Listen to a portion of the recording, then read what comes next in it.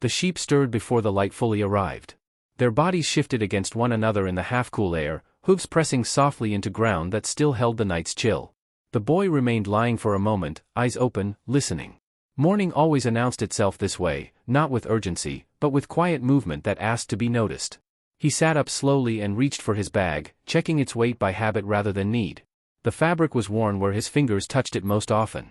He rolled his blanket, tied it with practiced ease, and stood. The sky was pale and undecided, caught between night and day, and the land stretched outward in muted colors that would sharpen soon enough. The sheep gathered as he moved. He counted them without stopping, his awareness sliding across the flock the way it always did. He knew their spacing, their sounds, the subtle differences in how they walked. When nothing felt out of place, he began guiding them forward. The path was familiar. Stones pressed up through the dirt in places, polished smooth by generations of passage. He walked behind the flock, staff resting lightly in his hand, adjusting his pace to theirs without thinking about it. The land did not resist him. It rarely did. It responded best to steady attention. As the sun rose higher, warmth spread across his shoulders. The sheep slowed and scattered to graze, each one settling into its own small rhythm. He stopped near a low rise of rock and sat, letting his body rest while his mind wandered without direction. The dream surfaced then, as it often did, without effort or warning. It did not feel like memory. It felt ongoing. In it, a child appeared, small hands firm around his own, tugging him forward with playful insistence. The place they stood shifted smoothly, unquestioned, until stone rose from the ground ahead of them. The child laughed and pointed, and the moment leaned toward something important. And then it always ended. He opened his eyes and stared at the open field. The dream had visited him too many times to be dismissed, yet it never explained itself. It did not ask loudly. It waited. He leaned back against the rock, closed his eyes again, and let the sun settle into him. His life had trained him to listen. To weather, to animals, to the subtle signals that told him when to move and when to stay. He wondered if dreams belonged to that same language, speaking quietly until someone learned how to hear them. When he was younger, his father had imagined a different future for him. A small shop. Regular hours. A place where days stacked neatly on top of one another.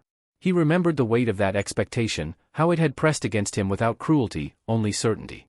The road beyond their door had pressed back harder. The sheep had given him movement. They had given him distance and return, variety without chaos. He had learned towns by their sounds and people by the way they greeted him the second time rather than the first. He had learned how little was required to live, and how much could be carried without being owned. By midday, the heat sharpened. The sheep drank, grazed, and settled. He ate bread slowly, tearing it with his hands, chewing without hurry. His thoughts returned to the dream again, not with impatience, but with curiosity that had grown tired of waiting. In the afternoon, the stone walls of a town rose ahead of him. The sheep sensed water and shelter and quickened slightly. Entering a town always shifted something. The open silence folded into layered sound. Voices overlapped. Footsteps echoed. Life pressed closer. He guided the flock to a familiar enclosure near the edge and spoke briefly with the owner. Their exchange was efficient, shaped by repetition. He left the sheep and walked toward the center, letting the town absorb him. The market was closing. Cloth was being folded. Metal rang softly as stalls were dismantled. People moved with the loosened posture of a day nearly finished. He passed among them without urgency, watching, listening. A small bookshop sat near the square, narrow and dim, its windows crowded with spines dulled by time. He stepped inside, drawn by the quiet. Dust and paper greeted him. The shopkeeper glanced up and returned to his task. He chose a book at random and sat near the doorway where the last light reached. The words held his attention loosely. His thoughts kept drifting back to the child's laughter, to the stone that never quite revealed itself. When he stood to leave, the shopkeeper looked at him a moment longer than necessary. Their eyes met. No words followed, but something passed between them, brief and unsettled. Outside, evening gathered.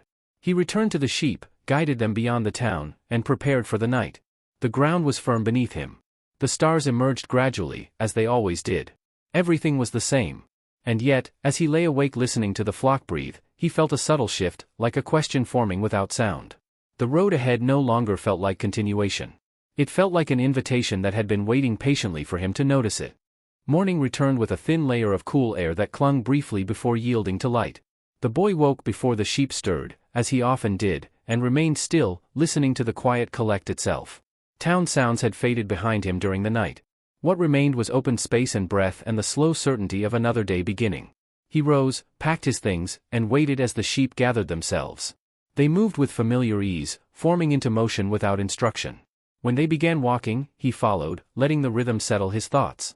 The dream hovered near the surface of his mind, not vivid enough to distract him, but present enough to shape the silence. By mid-morning, the sun had grown steady. The sheep grazed near a wide stretch of land where grass still held color, and he sat nearby, staff resting across his knees. He drank sparingly and watched the horizon, noting how the light revealed details that had been invisible earlier. That was when he noticed the man. He was seated on a stone a short distance away, his posture relaxed, his attention unhurried. Nothing about him demanded notice, and yet the boy felt aware of him immediately, as if something in the landscape had shifted slightly to make room for his presence. The man looked up and smiled, the expression simple and unguarded. He asked about the sheep, about the roads the boy traveled, about where those roads tended to lead. The questions were ordinary, but the way they were asked invited answers that went beyond habit. They spoke as the sheep grazed. The man listened with a steadiness the boy was unaccustomed to, as though he were not waiting for his turn to speak. When the boy mentioned books, the man nodded as if acknowledging an old companion. When he mentioned the dream, the man did not react at all at first. He asked what the dream showed, not what it meant. The question lingered. The boy described the child, the laughter, the stone structure that never quite revealed itself. The man listened without interruption, his gaze resting somewhere between the boy and the horizon. He spoke then of how people often mistake comfort for certainty, and routine for fulfillment. He spoke quietly, without emphasis, as if recalling something rather than explaining it. He mentioned signs that appear along a path when a person is paying attention, and how easily they go unnoticed when attention drifts elsewhere. Before the boy realized how deeply he had been listening, the man stood. He reached into his pocket and placed 2 small stones in the boy's hand. They were smooth and warm from being carried. The man explained their use briefly, without reverence, describing them as a way to clarify choices when noise made listening difficult. The boy closed his fingers around them, feeling their weight settle. When he looked up, the man was already walking away, his figure blending into the landscape with surprising ease, as if distance had accepted him willingly. The sheep lifted their heads when the boy stood. He pocketed the stones and resumed walking, though the ease he once felt now carried an unfamiliar tension. Nothing around him had changed, yet something had shifted in the way he perceived the road ahead. That night, he reached another town and followed his routines without variation. The sheep were secured. Food was eaten. The day closed as days always did. Yet when he lay down beneath the stars, sleep came differently. The dream returned. This time, it lingered. The child's hand felt warm and insistent. The landscape sharpened, the stone structure clearer than before, its presence no longer distant. When he woke, the image remained, steady and unresolved. He sat up, the stones heavy in his pocket, the sheep breathing softly nearby. For the first time, the road ahead felt less like something he followed and more like something that was asking him to choose how far he was willing to listen. The choice did not announce itself. It settled slowly, woven into the ordinary movement of his days. He continued walking familiar paths, entering towns he knew by the sound of their gates and the way people greeted him without looking closely. Outwardly, his life remained unchanged. Inwardly, something was loosening its grip. He noticed how often his eyes drifted toward directions he had never taken. Not with urgency, but with a quiet curiosity that returned again and again. At night, wrapped in his blanket beneath open sky, he traced unfamiliar routes in his thoughts, letting them unfold without forcing them into plans. One afternoon, while the sheep grazed near a shallow river, he realized he was counting more than animals. He was counting days. The awareness caught him off guard. He stopped walking and stood still, allowing the sheep to move ahead without him for a moment. Their bells rang softly, pulling him back into the present. He had learned long ago that attention was not something to abandon lightly. That evening, he reached a larger town, its walls worn smooth by time and passage. The streets were busy even as dusk approached. Merchants called out their last offers. Carts rattled over stone. The air carried the layered scent of food, dust, and metal. He guided the sheep to a familiar enclosure and made his arrangements, then moved toward the market without hurry. Near the hill overlooking the square stood the crystal shop. He remembered it from earlier journeys, remembered the way light lingered there longer than it should. Without fully deciding to, he climbed the hill and stepped inside. The shop was quiet, its shelves crowded with glass that reflected the street in fractured pieces. The owner stood behind the counter, his posture reserved, his expression cautious. The boy explained simply that he was looking for work, even if only for a short while. The shopkeeper studied him carefully. His eyes moved over the staff, the worn clothes, the dust that clung to the boy's boots. Finally, he nodded and handed him a cloth. The work was simple. He polished glass. He rearranged shelves. He paid attention to how the light shifted as the day moved on. Customers began to linger longer, drawn by something they could not name. The shopkeeper watched this change with quiet surprise. Days passed. The boy worked from morning until evening, speaking little, observing much. During quiet moments, the shopkeeper spoke of plans once held close and slowly set aside. He spoke without regret, but there was a weight beneath his words that the boy recognized easily. Listening felt like standing in the presence of a life paused just short of movement. The shop grew busier. Money accumulated. At night, the boy counted his earnings and felt the comfort of possibility press gently against him. He could buy more sheep. He could expand what he already knew. The routine began to feel familiar again, its pull subtle and reassuring. Yet the dream returned, less frequently but with greater clarity. When it came, it carried no urgency, only insistence. It did not compete with the present. It waited beside it. One evening, after the shop closed, the boy stood in the doorway with the shopkeeper. The town below flickered with lamps and voices. The shopkeeper spoke quietly, telling him that some opportunities return, while others pass once, leaving only the weight of knowing they were ignored. The next morning, the boy packed his belongings and returned to the sheep. He counted them carefully, his hands lingering longer than usual. When he began to walk, the town receded behind him without resistance. He did not feel fear. He did not feel triumph. He felt alignment, as if his steps had finally adjusted to a rhythm he had been hearing all along. The road ahead was unfamiliar, but it did not feel hostile. It felt attentive, waiting to respond to the way he chose to move through it. The land shifted gradually as he moved farther from the routes he knew. The hills flattened, the soil thinned, and the wind carried less of what he recognized. The sheep adjusted without hesitation, lowering their heads to graze wherever the ground allowed it, trusting that what they needed would appear as it always had. Watching them, he felt the quiet contrast between instinct and thought settle inside him. He walked more slowly now, not from caution, but from attention. The stones rested in his pocket, their presence steady rather than intrusive. He did not use them. He did not need to. Knowing they were there was enough to remind him that listening sometimes mattered more than deciding. Several days later, he reached a place where roads crossed. Weathered posts stood at uneven angles, their markings faded by time and sun. Travelers passed through with little hesitation, their animals loaded, their movements efficient. This was not a place for rest. It was a place where direction mattered. Near the crossing, a caravan was gathering. Camels knelt patiently as goods were secured to their backs. Men moved between them, tightening straps, checking lists, speaking in low, practiced tones. The leader stood slightly apart, his posture composed, his gaze attentive without being restless. Their conversation unfolded without effort. The man asked where he was headed. The boy answered honestly, naming a place that felt more like intention than destination. The leader nodded as if the answer fit neatly into something already understood. He spoke of the desert ahead without warning or reassurance. It would demand attention. It would not tolerate haste. The boy looked at his sheep, scattered and content, unaware of the choice forming nearby. He thought of the fields he knew, the routes he had mastered. He also thought of the dream, of how it had followed him without force or impatience. When he agreed to join the caravan, the words felt less like departure and more like continuation. The exchange was completed quickly.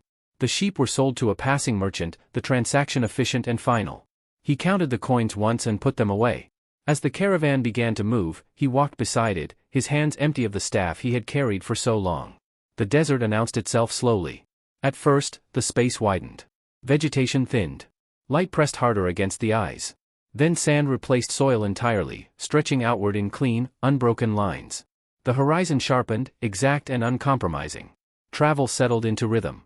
They moved early, rested through the heaviest heat, and continued as the sun softened. At night, fires were kept small. Conversation was sparse and practical. The boy listened more than he spoke, absorbing not only words but the silences between them.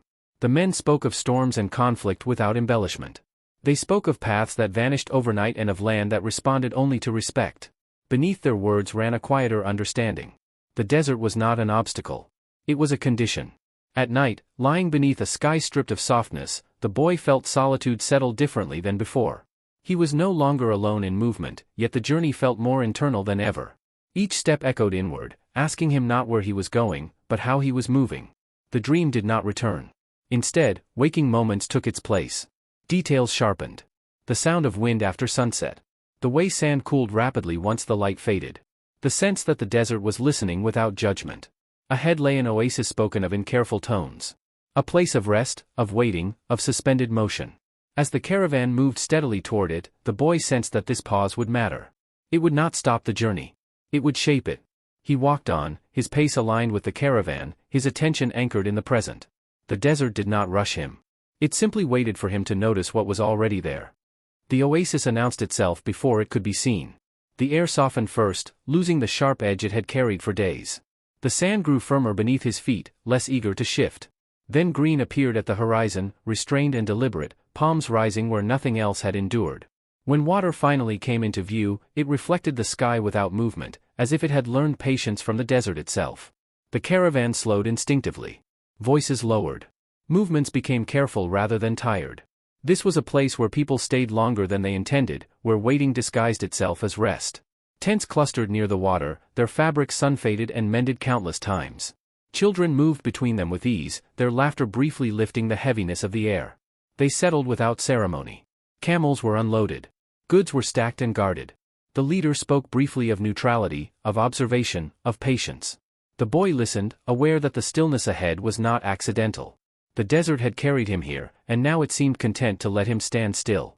Days passed with a different kind of discipline. He walked through the oasis slowly, learning its rhythms. Merchants negotiated beneath shade. Travelers arrived carrying dust and left carrying stories. Some people watched the horizon with intent. Others avoided it entirely. It was during one of these unremarkable walks that he noticed the man. At first, nothing distinguished him from anyone else. He moved without haste, his posture relaxed, his attention precise. They spoke casually when their paths crossed, their words shaped around small observations. The heat. The water. The way people lingered here longer than planned. Over time, their conversations deepened without shifting tone. The man spoke of attention as something that had to be practiced, not assumed. He spoke of how change often appeared quietly, disguised as discomfort or delay. He did not instruct. He allowed thoughts to surface naturally, leaving space for silence to do its work. The boy found himself unsettled and steadied in equal measure. The man did not romanticize what lay ahead. He spoke of the desert beyond the oasis as something that stripped rather than revealed. It removed what was unnecessary until only movement remained. One afternoon, attention moved through the oasis like a change in weather. Voices lowered. Glances lingered longer than usual. News arrived in fragments, carried carefully. Conflict had drawn closer. The oasis remained neutral by long-held agreement, but neutrality did not erase awareness. The boy felt the shift immediately. Comfort gave way to vigilance. People adjusted their movements without speaking of it. He noticed his own senses sharpen, his body responding before thought could follow. That night, fires burned lower. Conversation thinned. The man spoke to him then of transformation, not as mastery or spectacle, but as alignment. Change, he said, happened when resistance softened, when intention and action no longer pulled in opposite directions. The boy listened without asking questions. The desert's vastness pressed gently against his sense of self. What he sought no longer felt distant or symbolic. It felt immediate, shaped by every step he had taken and every pause he had allowed. As days continued, the oasis revealed itself as both refuge and test. It offered safety, repetition, the ease of staying. It also showed how easily waiting could become avoidance, how rest could masquerade as completion. When the man finally spoke of leaving, the words arrived without weight. They did not urge or persuade. They simply recognized what was already forming. On the morning of departure, the light moved differently across the water. The boy stood at the edge of the oasis, his belongings gathered, his attention steady. The desert stretched ahead once more, wide and exacting. He stepped forward without looking back. The oasis faded behind him, its sounds dissolving into heat and wind. What lay ahead would reveal itself in time.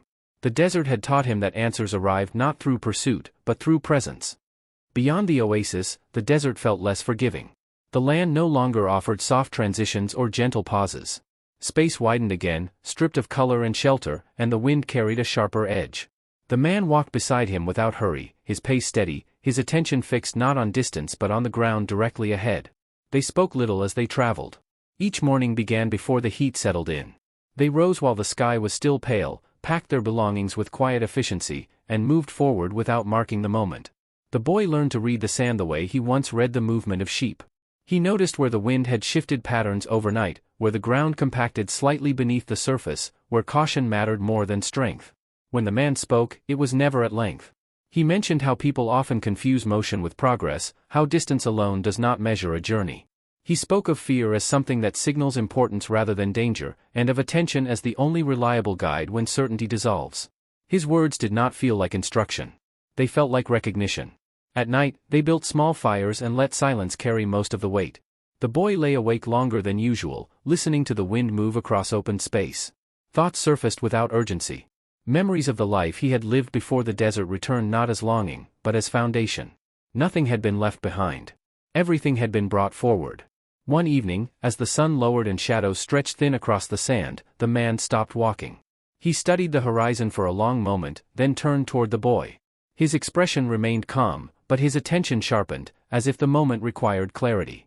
He spoke directly of the heart. Not as something fragile, but as something protective. It resisted change not because it was weak, but because it remembered loss more vividly than gain. The closer one came to what mattered, the louder that resistance could become. The boy listened, recognizing the truth of it without argument. Later that night, the man told him to remain awake after the fire dimmed. To listen rather than sleep. The boy sat in the cooling sand, his body tired but receptive. The desert offered no immediate response. It simply existed, vast and patient. Gradually, awareness shifted. Breath became noticeable. Thoughts loosened their grip. Fear appeared and faded without direction. In the stillness, the boy felt something settle, not as certainty, but as steadiness. The need to control dissolved into the willingness to move. The following days tested what he had learned. Storms rose without warning, their winds fierce and disorienting. They waited when waiting was required. They moved only when movement felt aligned rather than forced. The boy learned that restraint was not hesitation. It was attention applied with care. Signs of conflict appeared as they traveled. Tracks cut sharply into the sand. Abandoned camps left behind in silence. The man guided him along paths that avoided exposure without detour. The boy felt danger without panic. Awareness replaced fear, and his steps remained even. As they drew closer to their destination, the man's guidance grew quieter. The boy sensed the journey they shared was nearing its natural conclusion. The desert no longer felt like something to be crossed. It felt like a conversation approaching its final exchange. One morning, the man stopped and told him he would continue alone from here. The words arrived without ceremony. They did not feel like separation. They felt inevitable. The boy nodded, understanding without explanation. They stood together briefly, the desert stretching outward in every direction. The man placed his hand on the boy's shoulder, a gesture simple and unadorned. Then he stepped back, his presence already receding into the vastness that had shaped them both. The boy adjusted his pack and turned forward. The path ahead was open and exacting. He stepped into it with measured confidence, carrying not certainty, but a deeper steadiness that no longer required reassurance. Walking alone altered the shape of the silence. Without another presence beside him, each sound carried farther, and each pause felt more deliberate. His footsteps pressed briefly into the sand before the wind softened their edges, erasing evidence of passage almost as soon as it appeared. The desert did not preserve memory. It allowed movement and then let it go. He adjusted to the solitude gradually. The pace he had learned remained with him, steady and unforced. He moved early in the day, rested when the heat pressed too firmly, and resumed when the air loosened again. The land offered no encouragement, but it did not resist him either. It responded to attention with neutrality, and that neutrality felt honest. Fear surfaced occasionally, not as panic, but as recollection. He remembered the ease of familiar routes, the predictability of fields and markets. These thoughts arrived quietly, testing him without demand. He did not push them away. He allowed them space, then watched as they passed, leaving no mark behind. When he rested, he chose places shaped by subtle shelter. A low rise. A cluster of stones. The shadow of nothing more than uneven ground. He drank carefully, ate slowly, and watched how the light shifted across the sand. The desert revealed itself not through spectacle, but through pattern. One afternoon, movement appeared at the edge of his vision. He slowed instinctively, letting awareness guide his response before thought intervened. A group of travelers approached, their outlines wavering in the heat before settling into clarity. Their expressions were cautious but not hostile. Experience rather than fear shaped their posture. They exchanged brief words. The travelers spoke of unrest ahead, of routes that had grown unpredictable. Their voices carried fatigue, not alarm. The boy listened, absorbing the information without letting it settle into anxiety. When they parted, he altered his course slightly, guided by understanding rather than avoidance. That night, sleep came in intervals. He woke often, attuned to the smallest changes in sound and air, yet each waking felt measured rather than tense. The desert lay open around him, vast and indifferent. Beneath the stars, he felt small without feeling diminished. His presence mattered because it was present, nothing more required. As days passed, familiarity returned in an unexpected way. The land had not changed, but his relationship to it had. He no longer measured progress by distance. He measured it by clarity of movement, by the ease with which attention settled into each step. Gradually, signs of human passage began to appear again. Faint paths etched into the sand. Remnants of old camps. The boy sensed that he was nearing the place from his dream, though no marker announced it. Recognition arrived quietly, without certainty or declaration. At dawn one morning, the stone structure emerged from the land. It rose without ornament, weathered and unremarkable, shaped more by endurance than intention. He stopped at a distance and stood still, allowing the moment to arrive without being rushed. There was no surge of emotion. No revelation pressed forward. He approached slowly, examining the stone, the worn markings, the way the structure belonged to the land rather than standing apart from it. He knelt where intuition guided him and began to dig, his movement steady and patient. Time loosened its hold. The sun climbed and shifted. Sweat and sand mixed on his skin. As he worked, memory surfaced without sequence. The sheep. The glass. The oasis. Each belonged here, not as steps toward this moment, but as expressions of the same unfolding motion. When his hands met the edge of the chest, recognition settled gently. He uncovered it fully and opened it without urgency. The contents caught the light in muted flashes, solid and undeniable. He sat back, breathing evenly, allowing the moment to settle without naming it. What he had found mattered. Not because it changed who he was, but because it reflected what he had learned to notice. The desert had not given him something foreign. It had clarified what had always been his to claim. When he stood to leave, there was no sense of completion pressing him forward. Only readiness. He turned back toward the open land, carrying with him a steadiness shaped not by certainty, but by attention practiced over distance and time. The return did not feel like reversal. He moved with the same care he had learned going forward, letting the land receive his steps without insisting it remember them. The desert opened around him again, vast and even, its silence unchanged. What had shifted lived entirely within the way he noticed it. He carried little. What mattered had already settled into him, balanced and unburdened. When fatigue came, he rested without impatience. When heat pressed hard against his skin, he adjusted his pace or waited, trusting that restraint conserved more than effort ever could. These were no longer strategies. They were habits formed through listening. At night, the sky felt closer than before. The stars held their positions with quiet discipline, neither guiding nor withholding. He slept beneath them easily, waking when the air changed, moving when it felt right. There was no urgency to reach anything. Distance had lost its authority. As days passed, signs of life returned gradually. Sparse vegetation appeared, then paths worn faintly into the earth. The ground grew more forgiving beneath his feet. He noticed the transition without relief or celebration. Movement did not require commentary to be real. When the oasis appeared again, it did not surprise him. The palms stood where they had stood. The water reflected the sky with the same patient stillness. People moved through familiar routines shaped by waiting and watching. He entered quietly, neither expected nor unnoticed. He remained only briefly. The oasis no longer held him the way it once had. Rest did not feel like staying. It felt like pausing just long enough to listen. He gathered what he needed and moved on, allowing the path to reveal itself through alignment rather than intention. Soon after, he joined a caravan traveling toward the coast. The rhythm of shared movement returned, familiar but altered. Men spoke of markets and timing, of prices that shifted with rumor and season. He listened with interest but without urgency. Their concerns were real, but they no longer shaped his pace. Days passed with steady motion. Conversations surfaced when they mattered and faded naturally when they did not. Silence felt companionable rather than empty. He moved among others without needing to define himself by contrast. When the town appeared on the horizon, recognition arrived gently. The hill rose as it always had. The streets curved with familiar ease. He felt no anticipation sharpen into expectation. He allowed the return to be what it was. The crystal shop stood unchanged, its windows catching the light and scattering it across the street. He stepped inside, the scent of polished glass and dust meeting him like something long remembered rather than missed. The shopkeeper looked up, surprise flickering briefly before settling into recognition. They spoke simply. No recounting was required. What needed to be understood was already present in the way they moved and listened. The boy offered what he carried, not as proof of success, but as completion of a cycle that had begun there. They arranged the shelves together, their movements unhurried.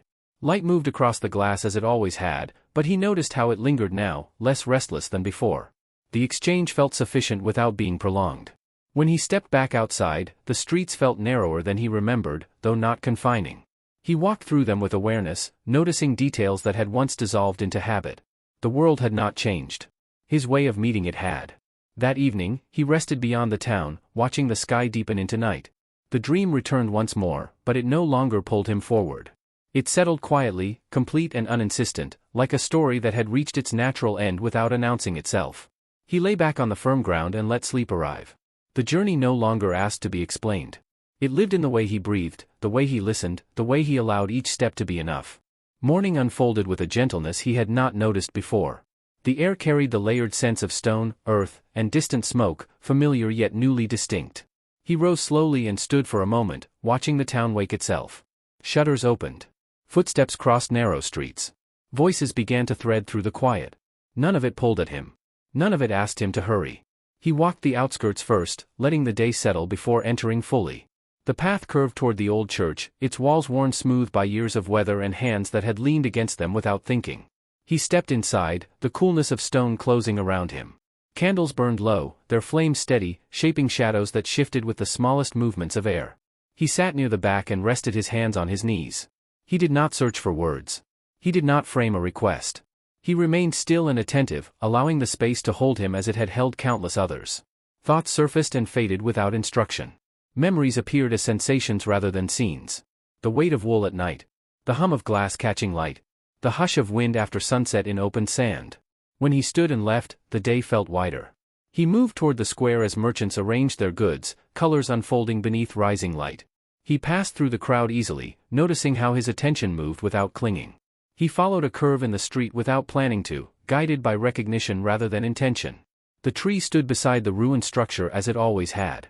Its branches stretched outward, unassuming, its bark rough and grounding beneath his palm. He knelt and placed his hands in the earth.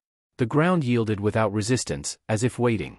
He worked steadily, unhurried, the sounds of the town blending into a soft, distant rhythm. When his hands reached the chest, recognition arrived without surprise. He uncovered it fully and opened it carefully. Golden stones rested inside, shaped by distant places and countless hands. The weight of it was real, but it did not pull him forward or back. It simply was. He sat for a while, breathing evenly, letting the alignment of the journey settle without naming it. What had carried him across fields and desert had returned to him here, not as reward, but as reflection. The road had not taken him away from this place. It had taught him how to arrive. He secured the chest and returned the earth gently, smoothing it until the ground looked unchanged. The tree remained, indifferent and steady. He stood and walked away without looking back, not from detachment, but from completeness.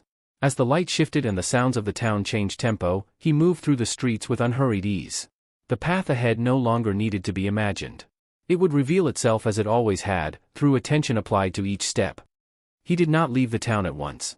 The day continued around him, steady and unconcerned, and he allowed himself to move within it without deciding what came next.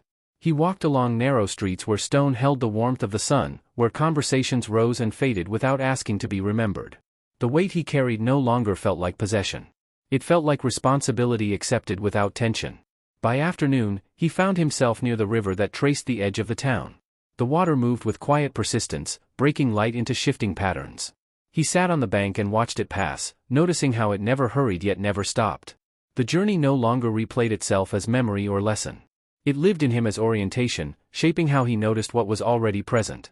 As evening approached, he made simple arrangements for the days ahead. Nothing felt rushed. Nothing felt delayed. Decisions emerged without friction, guided by the same attentiveness that had carried him across open land and desert. He understood now that choice did not require certainty. It required presence. That night, he slept deeply. The stars moved overhead without commentary. The dream did not return, not because it had been silenced, but because it had completed its work. What it had pointed toward had been lived rather than interpreted. In the days that followed, he traveled along the coast. The sound of waves replaced the hush of sand, constant and expressive in a way the desert had never been. He listened to the sea without searching it for meaning, letting its rhythm shape his movement. Work appeared when it was needed. Rest followed naturally. Possession no longer disguised itself as purpose. At times, thoughts of the girl from the oasis surfaced, not with longing that pulled him backward, but with a steady certainty that paths crossed when attention allowed them to. Distance no longer felt like separation. It felt like space in which something could continue to grow. Uncertainty still appeared. It arrived quietly, testing without threat. Fear no longer demanded resolution. It passed through him like weather, noticed and respected, then gone. He understood now that fear had never been an obstacle. It had only been a signal that something mattered enough to require care.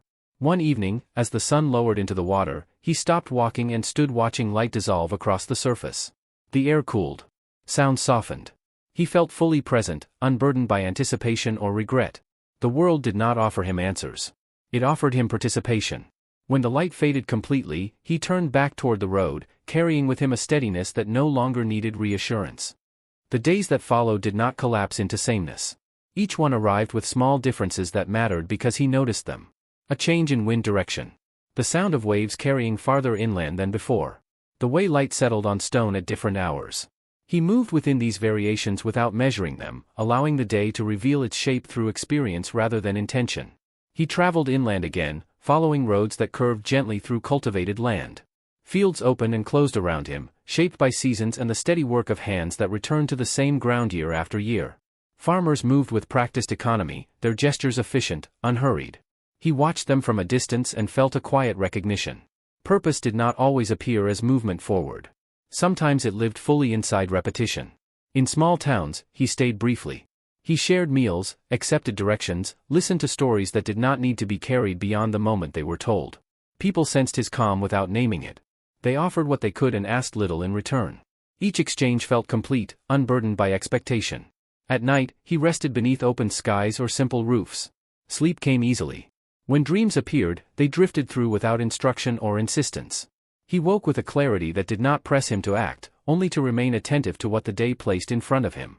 The thought of the oasis returned without effort. It arrived as recognition rather than desire, as if the path had been quietly present all along, waiting for the moment when movement aligned naturally with awareness.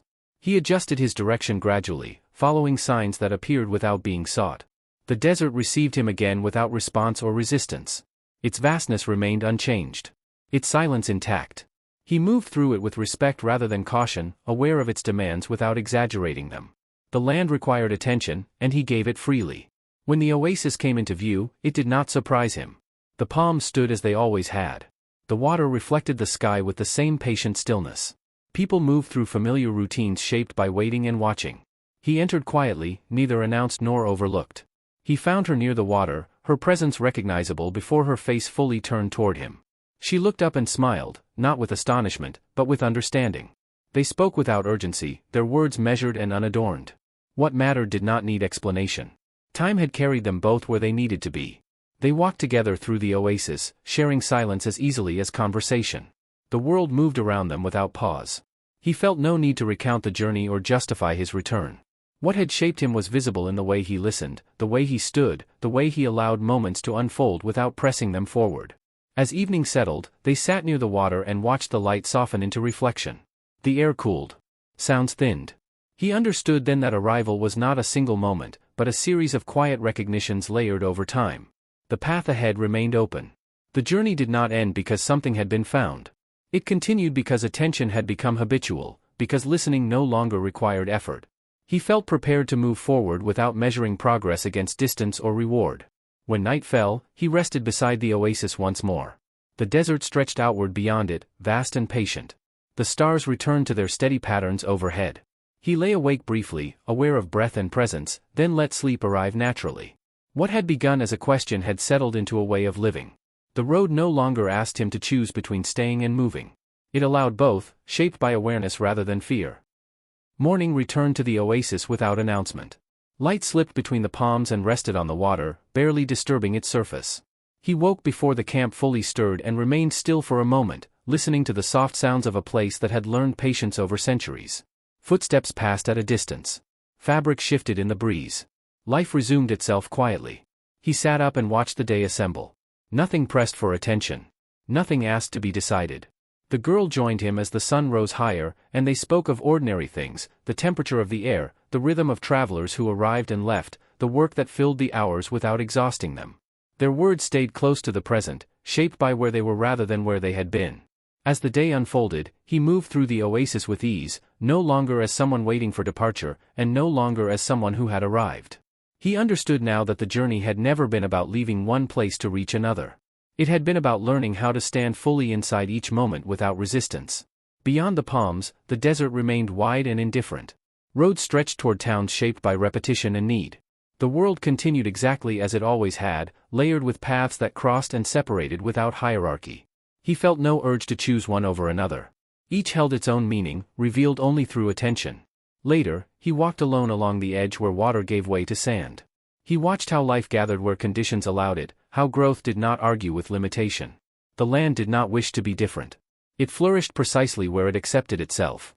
Standing there, he felt no separation between what he had sought and what he was living. He thought briefly of the boy he had once been, walking behind sheep under open skies, counting them without effort. That life had not ended.